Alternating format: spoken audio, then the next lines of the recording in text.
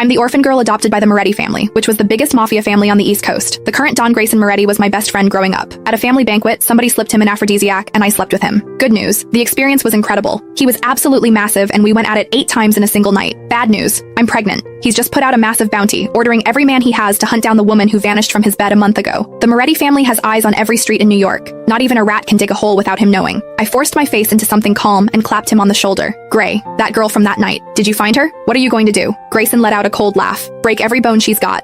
Burn her to ash. Scatter what's left. At a family banquet, I slept with Grayson Moretti, the don of the most powerful mafia family on the East Coast. The next morning, he put out a citywide bounty hunting the woman who disappeared from his bed. I forced myself to look calm and clapped him on the shoulder. What if she's carrying your kid? I watched his closed eyes. Grayson lifted his lids. His irises were the deepest ice blue, the fireplace flames dancing in them. Bastard or not, she's done. He tipped the pills into his mouth and washed them down with whiskey. I want this woman erased from New York. The glass hit the oak table with a dull thud. Cheap perfume. Trash. Not worth my time. He pulled out a handkerchief and dabbed his mouth. Sloppy work. Has to be one of Fontaine's pawns. They actually think climbing into my bed gets them the Southside docks. My fingers curled against my belly, nails digging into my palm. Maybe she wasn't after the docks. Grayson sneered. If it's not the docks, it's money. Anyone who tries to play me pays for it. He stared at the surveillance still, disgust in his eyes. Anyone stupid enough to pull this shit under my nose ends up in the East River. My stomach turned over. Acid rose in my throat, and I clamped my mouth shut and swallowed it back down. My esophagus burned. What's wrong? My stomach's off. I turned my head away. Grayson stood up, took the suit jacket off the back of his chair, and draped it over my shoulders. His shirt had torn open at 2 of the buttons from his earlier irritation, revealing the hard planes of his chest and the tight stretch of fabric over his cut abs. I couldn't help swallowing hard, throat suddenly dry.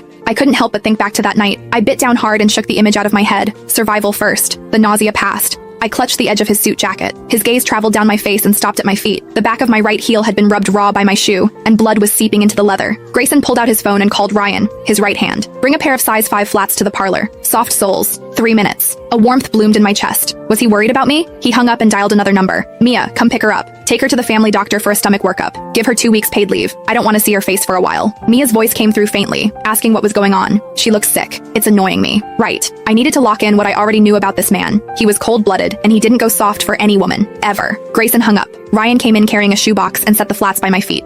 Grayson, the shoes are here. Tech says the Meridian footage needs 3 more days to restore. Keep at it. Turn the city upside down. Find her. Ryan stepped out. Grayson walked over and kicked my heels under the coffee table. You're this fragile? The Morettis don't feed you? He watched me change shoes and stand up. If they don't fit, don't wear them. No one's forcing you. I looked at the side of his face, his jaw tight. He was good to me. For as long as I could remember, the number of women who got to stay close to him could be counted on one hand. I was the one he was most generous with. Money, patience, all of it. But if he ever found out that I was the trash he was talking about, the pawn who'd played him, I knew he'd drag me to the family's execution ground himself and put a bullet in my head. I folded the suit jacket and laid it on the couch. I'm heading back.